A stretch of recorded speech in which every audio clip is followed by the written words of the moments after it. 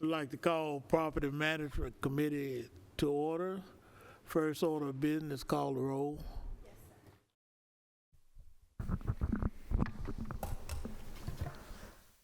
Commissioner Dodd, Here. Commissioner Davidson, Here. Commissioner Wilson, Here. Commissioner Phillips, Present. Commissioner Irvin, Here. Commissioner Johnson, Present. Chairman McAdoo. Here. Thank y'all. Approval of minutes. Vice Chairman Johnson. Thank you, Mr. Chairman. I have reviewed the minutes, and the minutes are correct except for under members present, we have Commissioner Carl Boyd, and in that slot it should be Commissioner Jeff Phillips. But I move to approve with those changes. To approve with the necessary changes. I hear a second. Second. All those in favor? Aye. Thank you. Public comment. No public comments. Okay, number 3, facilities maintenance report. Director Dodd.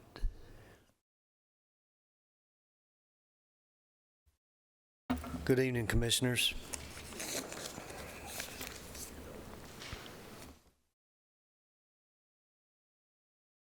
We'll start tonight's report off with the Walter Hill location. The Walter Hill Public Health and Safety Building is now at 99% complete. The punch list is now complete. The GC has turned in their red line copy to the architect for confirmation. Any low-level remaining items or new findings as we move into the facilities will default to our warranty period. Final inspections are at 90%. This week we're awaiting SEC final inspections. All mechanical, plumbing, and electrical inspection. Testing is complete.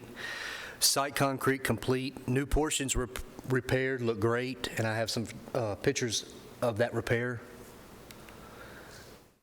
That's the north entrance that we had repaired a couple weeks ago. That was associated with the roughly 14-day delay that we discussed last month. Again, those repairs were at no additional cost to the county, nor were they deducted from our contingency. The landscape, the irrigation, the swales are complete, appear to be functioning correctly. Permanent owner key core installation is now complete. There are no outstanding change orders associated with this project, and we anticipate certificate of occupancy by the end of the week.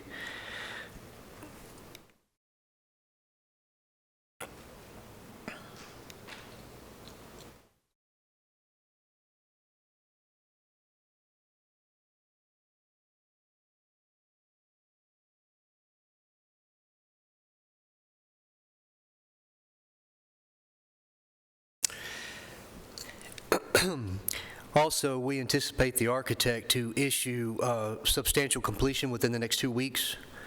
First responders are scheduled to begin occupying the facility Monday, July the 1st, 2024. The contingency balance to be returned remains at an estimated $201,000 with an additional, with potential buyout savings estimated between $75,000 and $100,000. And I will echo Commissioner Reed's announcement earlier this week in commission that the flag raising ceremony has been scheduled for Sunday, July the 21st from 2 to 4 p.m. That address is 6413 Lebanon Road in Walter Hill. How did you say 2 o'clock? 2 to 4, sir. Quick question. The 201 to be returned? Correct. That's unused contingency balance. Okay. And then you mentioned another number, and I'm sorry, I wasn't quite quick enough to. Potential buyout savings. That's $75,000 to $100,000.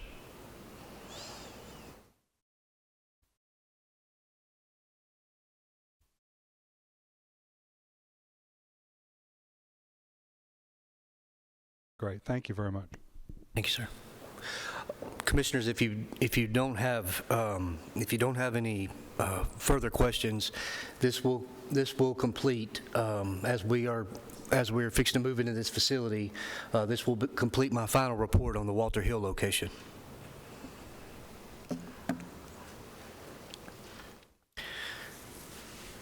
Okay, any questions on Walter Hill? Any other questions? Not, Right. Commissioners, I will, if you don't mind, we normally go into our Plainview, our update on that location, but if you don't mind, I'll go ahead through the remainder of my report, and then we'll circle back to the Plainview location afterwards. So, so our update for Recovery Court is we now have sent out our invitation to bid. So legal notice was published June the 25th, 2024. Basically, this is our publication. It's the designer, Klein & Sweeney Associates.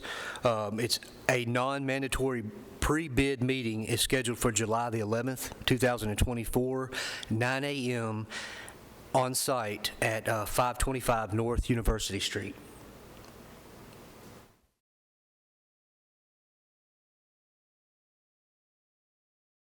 Are there any questions regarding the Recovery Court addition and renovation project? Mr. Chairman? And so we're doing this within the county, right? Correct. And it's not a PBA thing? Correct. Okay, thank you. any other questions? Commissioners, I'll move on. Last month, we toured the Juvenile Justice Center and the Detention Center. So this is just an update on the DCS repairs in the cell areas. You can see the table, chairs, showers, bed that had been refinished. This project was broken down into 3 phases. So CPOD, those repairs are now complete. Work is currently underway. It started this week in APOD, and then Phase 3 will be BPOD to follow. This project was broken down into those 3 phases. 2 reasons: to allow the juvenile staff to relocate detainees from pod to pod, and also it was the manufacturer's specification that they were required to have a 30-day curing process to reach its full hardness. So we anticipate this project completion now in August. So that's all the report I have is regarding the jail portion of our tour last month. Also this week, as discussed last month, we've started replacing the carpet in our youth services and our judges and the judge and the clerk's administrative offices. That project should be completed by the end of this week. And finally, we were recently able to find a acceptable ceiling tile for the courtrooms, courtroom A and B, that we discussed also last month. So those ceiling tiles have been ordered, and when they arrive, installation will follow. And that will complete my report regarding last month's Juvenile Justice Center tour. Do each of you remember what he's talking about on the tour? Got any questions? That was a quick response. Thank you, Adam, for that quick Yes. response on that repair. Any other questions? Okay. Continue. Chairman.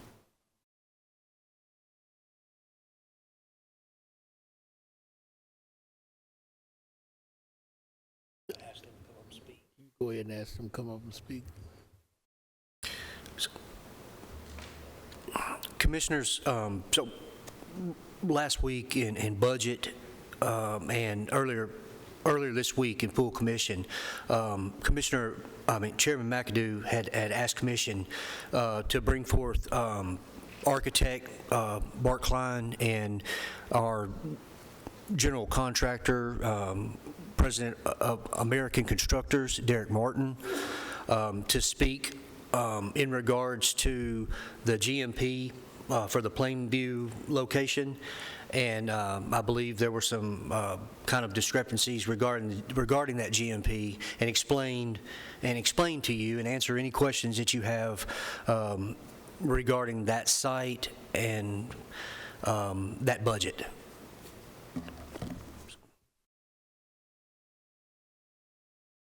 Will you come up? I don't think we need to suspend the rule because Adam is asking for it and he's got the floor, so.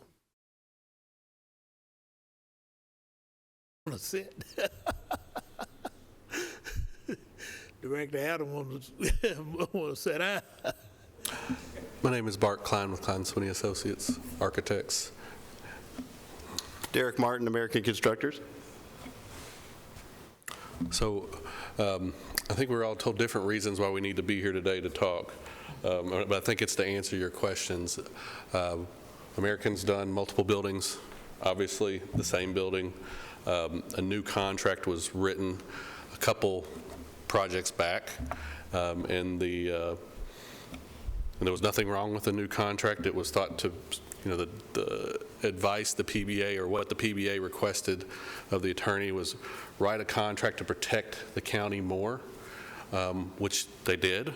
And in writing that contract, it required all the subs to be bonded. And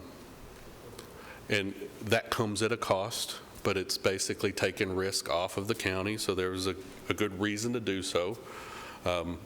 We had a conversation with the mayor and with others about, would we recommend that we bond everyone? Being that American's done this building multiple times, and we know American, the risk is less, and since they have a performance and payment bond already, by having that in place, it takes care of the subs because that's on them. So there would be a savings if some of that risk was reduced, if some of the language in the contract was reduced to take out that extra bonding capability. It's not a $200,000-$300,000 savings. I think it's about $100,000 savings. So I think the purpose of this meeting is to proceed, because they need to go under contract to get bids and get everything done, and give the ability for the PBA to discuss this contract and say, okay, do we really need to bond all the subs, or don't we? It's not a huge number, but I think I'm just here today to kind of tell you, we would recommend that just the P&P bond hold and the other bonds could come off, because Americans performed this building multiple times already. The risk is, in our mind, already reduced in that manner. So is there any questions about that? Did I answer question? I was told to come here, and there's a lot of things I'm sure that I was told to talk about, but I may have missed something. If I could ask briefly, where's the discrepancy? I've heard the 200,000 or 300,000. I've not heard a lower number until tonight. Yeah. Could you kind of outline where the discrepancy? Sure. And So at the last PBA meeting, we presented the Plainview budget, and there were two subcontractors that we carried in our number that weren't, that did not have a subcontractor bond, and we highlighted that in our clarifications. And our contract with the PBA does say it's may, not shall, for subcontractor bonding, meaning ultimately it's the PBA's ruling if they want every subcontractor over $100,000 to have a bond on them. And note that there is a threshold, $100,000, so automatically it's not literally every subcontractor, it's major subcontractors. So we highlighted that and said, hey, by the way, these are two subcontractors we've vetted, we've worked with them before, we feel confident in them, and in an effort to save money, we carried them because they were lower. And there was much discussion, and it was decided we want all subs to be bonded, so we added that cost into the revised proposal. There were a couple other scope items that we did not include, and we highlighted it. And we did not include it simply because we didn't do it on the last 2 fire stations. That includes IT, that was by y'all. We did not have a City of Murfreesboro permit, a city permit, because we did not feel it was necessary, or it would not be required. We did not have that. We did not have seismic bracing. That is in the documents, but on the last 2, it was deemed it was not necessary. So we highlighted we do not have seismic bracing. And then we also did not have the emergency radio responder system, again, because the owner in the past, y'all had carried that, so we highlighted that we did not have that cost. We were told to add those back in, just to follow the letter of the plans, and so that made up that difference that you've seen. So if those are pulled back out to match what we did before, and the subcontractor bonds are pulled back, now you're back to the original number. Does that make sense? Yes, I'm trying to understand the between the 100,000, 120,000 you mentioned, give or take, and the 200,000 to 300,000 that I've heard. Okay, so I understand how the process went, and the subs got, all the machinations there. Right. But could you help me understand why some folks have said it's 200-300, and now I'm hearing 120? And I'm trying to understand. They're hearing a number, and they're thinking what's in the number, and they're not understanding everything that's in that $200,000-300,000. That $200,000 difference is not just the bonding cost, it's the FF&E and IT, which is the cost of the project. Right. But it's not under Our country. Yeah, it's not under American to provide that money. However, in the past, y'all have done a previous project with someone else, and you didn't have the FF&E and IT in it, and it caused the issue of having to come back to the commission to get the money. So that is a true cost to you. So we're really talking about a $100,000 number on the bonding side. Right, and another, to further complicate the issue, when we were told that all subs needed to be bonded, the low steel subcontractor said he would not provide a bond. He could, but he said, just for whatever reason, he wouldn't. So we had to go to the next bidder. So not only was there an increase in cost because of a bond, there was an increase to go to the second bidder. But those other items, the permit was $33,000, the seismic bracing was $27,000, the low voltage was $52,000, plus going to another steel bidder and the sub bonds on those 2 subs. So all that together added to the number. Can I make a recommendation? So in the last project that they completed, roughly $500,000 or $600,000 is going back to the county. So what happens is they write a GMP number. That GMP has a design contingency, a construction contingency, a contingency, all this stuff. And they say, we, for 100% fact, we're going to build this project, and we're not going to go over that number. So to keep the project moving forward, I think what this body would do, if the body has to vote on anything, is say, proceed with construction, go talk to the PBA, and then work out what you want to do bonding-wise, because if you guys are okay with just a P&P bond On us. on the contractor and not the sub-bond, that's going to bring the number down, because all that money is going to come back anyways, Right. if that makes sense. And so, if you understand that kind of mechanism. That's the GMP process, is they put contingency in there for unknowns, and that's. It's literally the opposite of the hard bid where you get the number up front and then it just grows from there. You're getting the worst case now, obviously, and then as we've done the last several, savings all revert to you, so. Yeah. Commissioner Irvin, you got a question? Oh, I was just going to make this statement. So you're saying if we take out bonding for the subcontractors, we would save approximately $100,000. Is that what you're saying? Yes, and it would also allow us to go back to that steel bidder who was, right, so there, it So would it'd take be that. 100,000 plus Yes, sir. that we would say. Yes, sir. Yes, that's correct. Sorry. So do everyone on the committee understand that? Yes. Commissioner Irvin? Yes, and that's very helpful. I guess the question is, now what, I'm still not real crystal clear on PBA versus commission versus this committee. What do we have the, commission's already spoken. Budget spoke before that.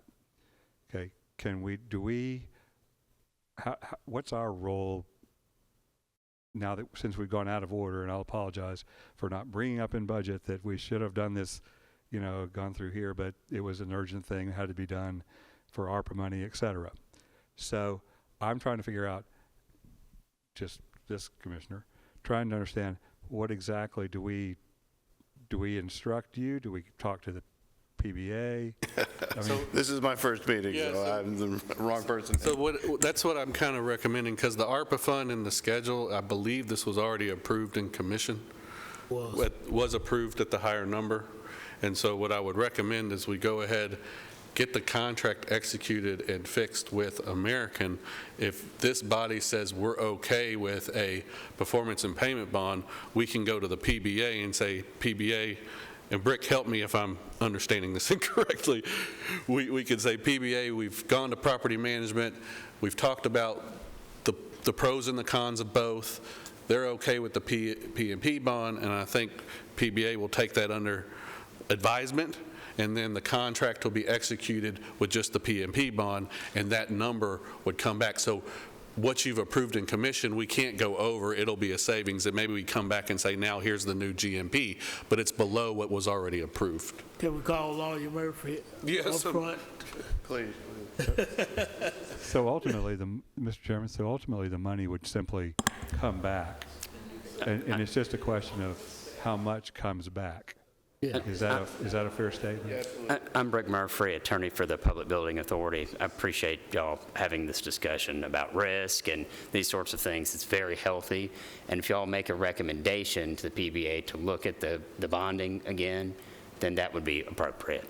So they're looking for guidance always on these policy decisions. And I was charged with having a contract that pushed all potential liability off on someone other than the county and the PBA, and that's the contract that they're having to respond to. American's been great to work with, and I don't draft contracts for good contractors, I draft them for bad contractors, right? And so fortunately, we've got a good one here. They're the good guys, and so if you direct the PBA to look at the issue of bonding and maybe make a recommendation, then that would be appropriate, I think.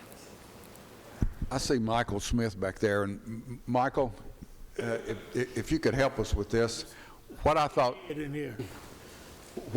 came out of budget the other night was to approve that contract and then send it back to PBA to see if we could get a lower price by rebidding without requiring those bonds. That's what I thought, and that's what would need to happen tonight here, is that we approve the same exact motion. Sorry, I was walking to get a snack out of my office, so I'm not sure what's been discussed, but I will answer, I can answer that part or comment on that. So just for clarification, the contract, what got presented at commission was the full dollar amount of that, and the commission has already approved it and directed it to go back to PBA, and I've talked with Brick. I don't know that there's a vote that even needs to be taken here tonight for this committee. Thanks for the numbers in front of me, Adam. So the commission did approve the $9.4 million for the project, and they also approved $8.7 million for that, and I'm rounding here, for the contract with American Constructors.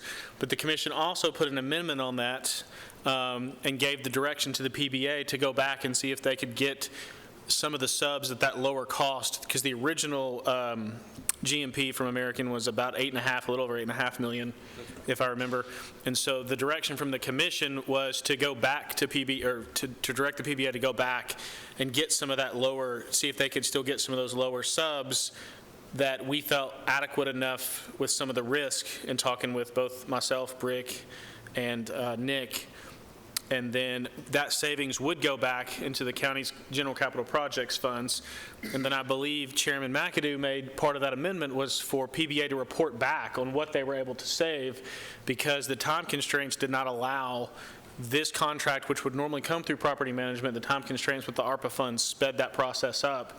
And so I believe Chairman McAdoo put on that amendment was to come back and make this committee aware of what the PBA was able to save, if they were able to go back and get some of those lower subs. I don't know, I hope that helps, but that was my recollection of what has happened. But that number did get approved Monday morning this week. So this was just a report back of actually what happened and the potential savings?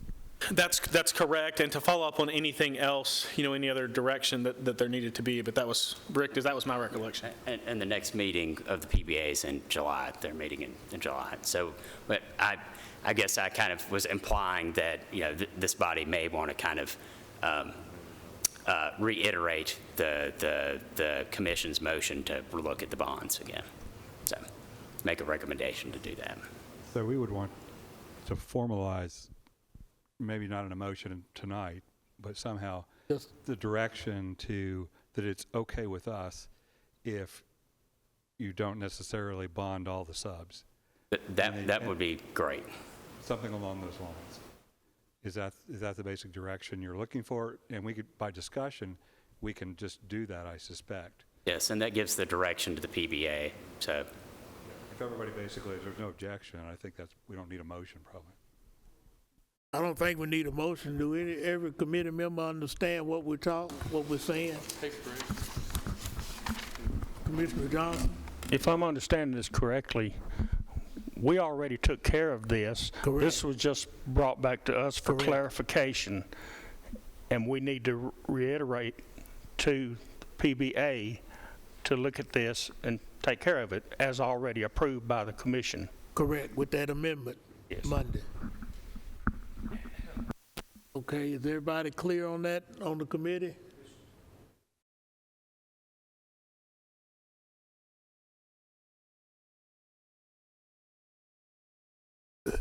Derek? We could, if that is the decision to not bond every subcontractor, we could honor our original number, the 8.5, no issue there, so FYI. I think what Michael just said was that it's already been done. Already been done. And you've been given, PBA has been given permission to, in essence, accept bids that were not bonded and report back to this committee the amount of savings, the potential savings that are there. And that's what you've done, right?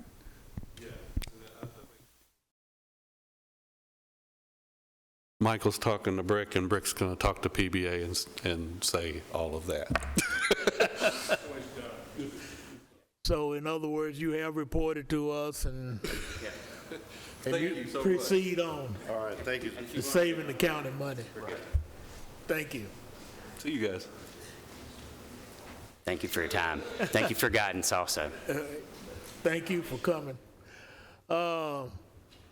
Under other business, we had a tour of the nursing home this afternoon, and per se as the building and the operation of the building, it was in good shape, perfect shape.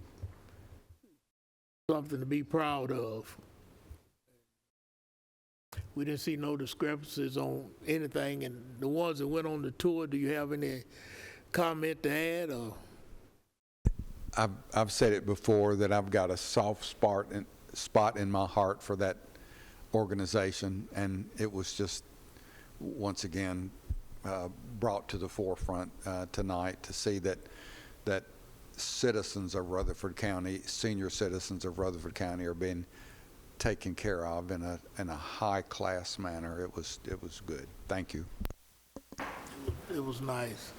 Any other discussion on nursing home? Okay.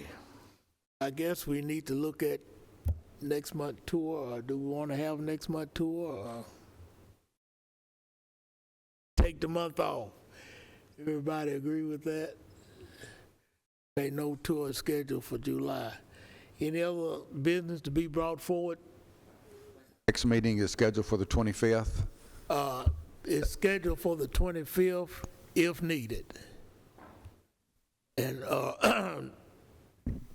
where it look right now, it may be needed. And the main thing we'll be looking at on the 25th agenda is proceeding on with the policy of naming buildings. So probably will need that meeting the 25th. Any other business?